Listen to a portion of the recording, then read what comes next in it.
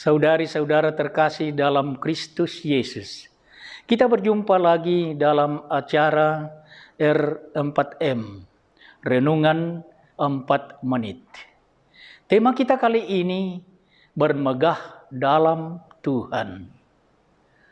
Saudari-saudara, baiklah kita menyadari, sejak kehadirannya di bumi ini, manusia selalu tergoda memegahkan dirinya sendiri. Allah menciptakan manusia menurut citranya dan menempatkannya di taman kebahagiaan, Taman Eden. Tuhan memberinya perintah, tetapi dasar manusia, ia tidak puas hanya menjadi citra Allah. Ia mau menjadi Allah sendiri, bermegah dalam dirinya sendiri. Maka atas godaan iblis, ia melanggar perintah Allah.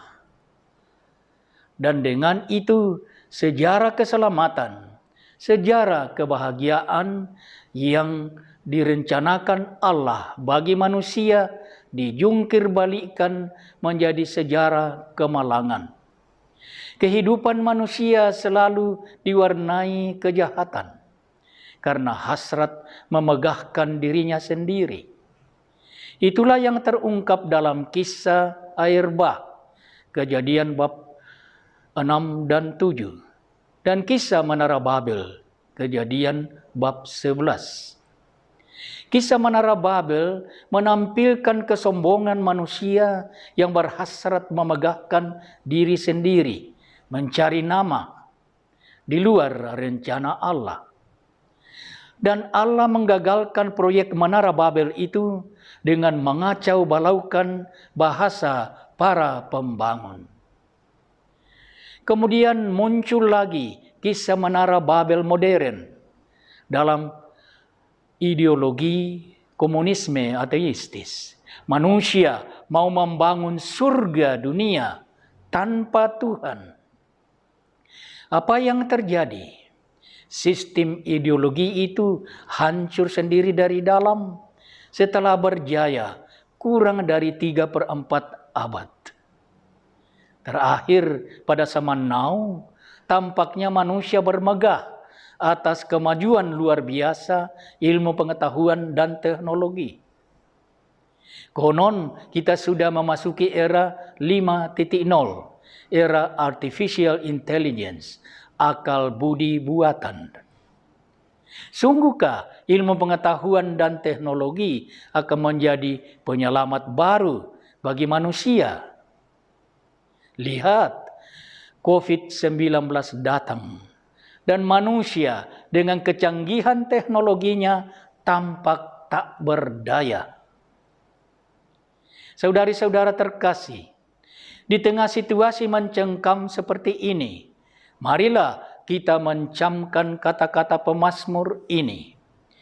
Orang ini memegahkan kereta dan orang itu memegahkan kuda. Tetapi kita bermegah dalam nama Tuhan Allah kita.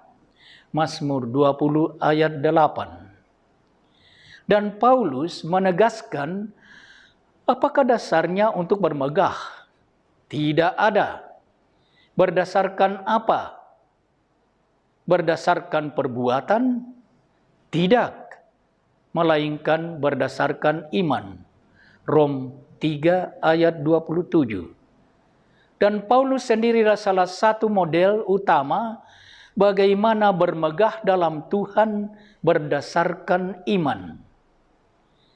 Ia sendiri bersaksi, aku sudah 3 kali berseru kepada Tuhan supaya utusan iblis itu mundur daripadaku. Tetapi jawab Tuhan kepadaku, cukuplah kasih karuniaku bagimu, sebab justru dalam kelemahanlah kuasaku menjadi sempurna. Sebab itu terlebih suka aku bermegah atas kelemahanku, supaya kuasa Kristus turun menaungi aku. Karena itu aku senang dan rela di dalam kelemahan, di dalam siksaan, di dalam kesukaran, di dalam penganiayaan dan kesesakan oleh karena Kristus. Sebab jika aku lemah, maka aku kuat. 2 Kor 12 ayat 8 sampai 9.